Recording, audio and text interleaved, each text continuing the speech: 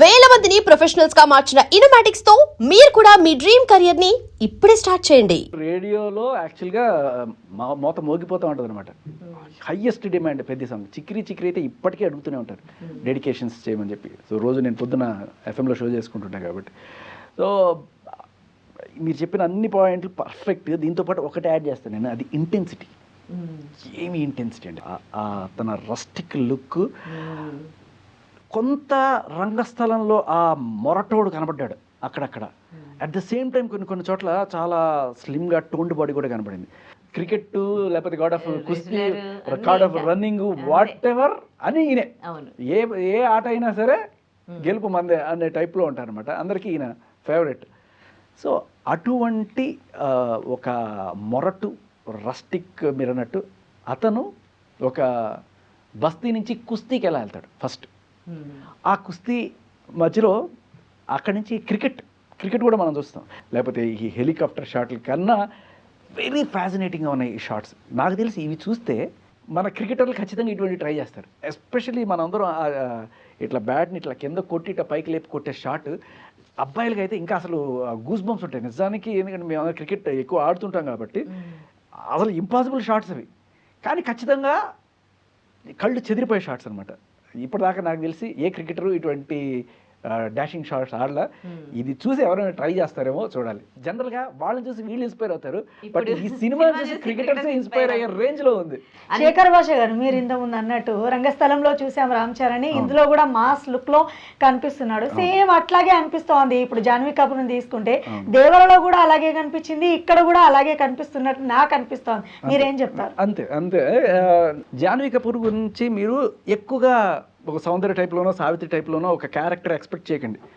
Just like any other heroine, అందాల ఆరబోత, glamour కోషెంట్కి మాత్రమే ఆవిడ కనబడుతుంది.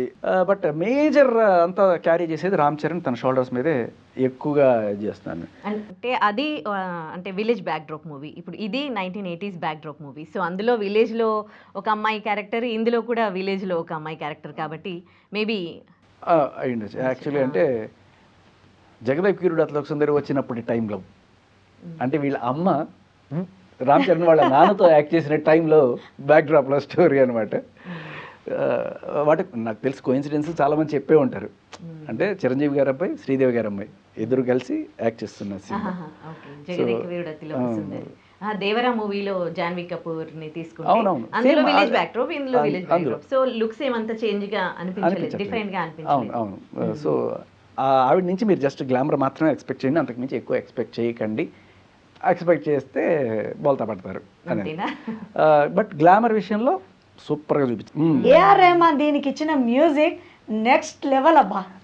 మీరు దానికే అలా అయిపోతే ఈ సినిమా క్లైమాక్స్లో ఏఆర్ రెహమాన్ శివ తాండవం చేసి క్లైమాక్స్లో రామ్ చరణ్ ఫైటింగ్ స్కిల్స్ ఒక రేంజ్లో ఉంటే దానికి ఈక్వల్లీ కాంప్లిమెంట్ చేస్తూ ఏఆర్ రెహమాన్ ఇచ్చిన మ్యూజిక్ అయితే మీరు మర్చిపోరు. సో బుచ్చిబాబు సానా ఉన్నారు కదా, ఆయన ఫస్ట్ మూవీ ఉపెన కూడా అసలు అంటే కొత్త స్టోరీని తీసుకొని వచ్చాడు. అప్పటి వరకు మనం కంపేర్ చేయలేం ఉపెన మూవీని దేంతో కూడా. కానీ ఇప్పుడు ఈ మూవీ కూడా అనిపించింది ఒకే హీరో ఇన్ని స్పోర్ట్స్లో తను మంచి పర్ఫార్మెన్స్ ఇచ్చిన మూవీలు అయితే నాకు ఇప్పటి వరకు నేనైతే చూడలేదు. చాలా కొత్తగా అనిపించింది. మీకు ఎట్లా అనిపించింది? అంటే రన్నింగ్లో ఎవరు ఫస్ట్ ఈయనే, క్రికెట్లో ఎవరు ఫస్ట్ ఈయనే, కుస్తీలో ఎవరు ఫస్ట్ ఈయనే. సో అది నేనే నెంబర్ 1 అన్నట్టుగా అన్నిట్లో ఈయనే ఫస్ట్. సో ఆఫ్కోర్స్ అది ఆ ఎడ్జ్ ఉంటుంది. కానీ అది జనరల్గా మనం చాలా సినిమాల్లో చూసింది. హీరోని ప్రొజెక్ట్ చేసేప్పుడు అన్నిట్లోనూ మనోడితో తోపన్నట్టు. కానీ ఈ సినిమాలో మనం చూడబోతున్నది కంప్లీట్గా అది కుస్తీ కాదు, అది క్రికెట్ కాదు, ఏంటి ఆ గేమ్ అనేది మనం చూడబోతుంది. దాన్ని నెక్స్ట్ లెవెల్లో ఇప్పుడు రామ్ చరణ్ లుక్ చూస్తుంటే కూడా ఒక ట్రెండ్ సెట్ చేసింది. నో స్పిన్ ఏదైతే ఉందో నిజంగా ఒక ట్రెండ్ సెట్టర్ గా నిలవబోతోందా ఈ మూవీ అనే డౌట్ ప్రతి ఒక్కరిలో ఉంది. మీరు ఏం చెప్తారు? దాంట్లో ఎటువంటి డౌట్ లేదు. Ram Charan is going to show you why he is the top most hero, most eligible for the top spot in entire India, and just not Tollywood బాలీవుడ్లో కాదు. ఆయన performance, the way he moulds his body for different scenarios in this movie, this is going to show ఇది ఒక actor ఒకవేళ కనుక సిన్సియర్గా effort పెడితే ఎంత చేయగలడు అనేది మీరు రామ్ చరణ్ దీంట్లో చూడవచ్చు. ఇప్పటికే మనం రామ్ చరణ్ దగ్గర నుంచి టాప్ మోస్ట్ హీరో అనేది మనకి దీంట్లో he's going to prove time and again.